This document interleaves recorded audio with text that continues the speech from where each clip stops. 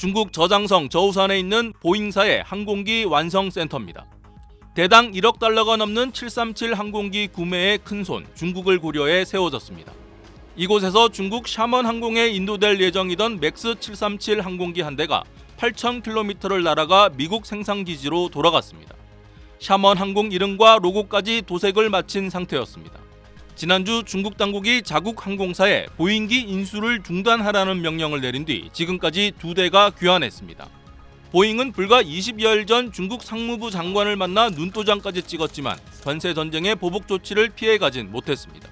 We are committed to China. We are committed to stay, and we are committed to grow. 트럼프 행정부가 협상에 나선 다른 70여 국가를 상대로 중국 고립을 종용하려는 움직임도 차단하고 나섰습니다. 다른 나라들이 중국의 이익을 희생시켜 미국과 거래를 달성한다면 대등한 반격 조치를 취하겠다고 경고했습니다. 여기에 미국이 홍콩 민주화 탄압을 이유로 홍콩 고위관리 6명을 제재하자 중국도 미국 의원과 공무원 등에 대한 제재로 맞불을 놨습니다. 香港是中国的香港，香港事务不容美方干涉。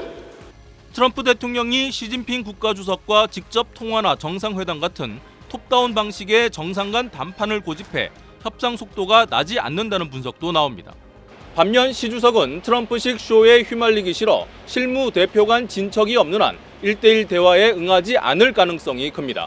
베이징에서 SBS 정영태입니다.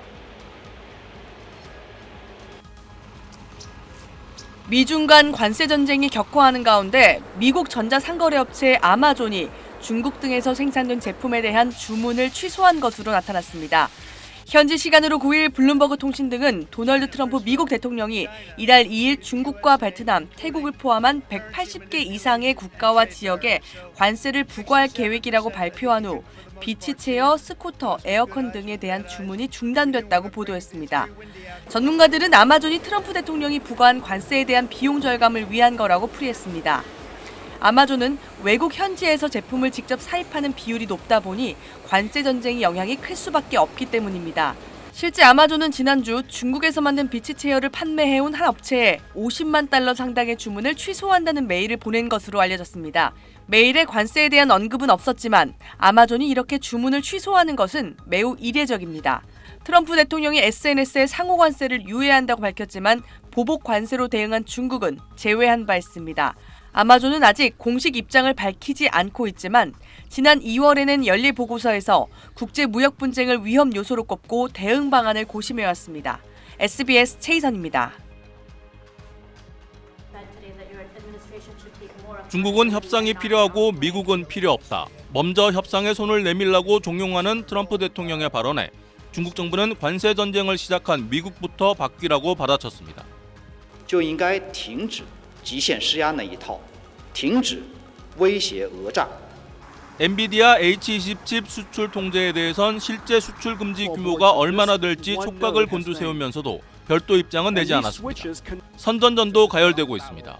한 관영 매체 기자는 뉴욕 트럼프 월드 빌딩을 찾아가 기념품 상당수가 중국산이라 조롱하고 SNS엔 세계 명품 가방 80% 이상이 중국에서 만들어지고 원가는 30분의 1밖에 안 된다고 주장하는 영상이 갑자기 늘어났습니다.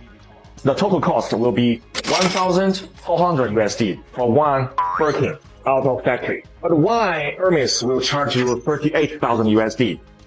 사실과 다른 내용이 많지만 중국이 세계의 공장임을 강조해 미국 관세 정책에 대한 비판 여론을 키우려는 심리전이란 분석이 나옵니다. 한편으론 협상 가능성에도 대비하는 모습입니다. 관세 전쟁 와중에 대미 협상 담당을 갑자기 교체했는데 대미 접촉 경험이 풍부한 세계무역기구 대사 출신을 기용해 교착 상태를 타개하려는 것이라고 중화권 매체는 해석했습니다.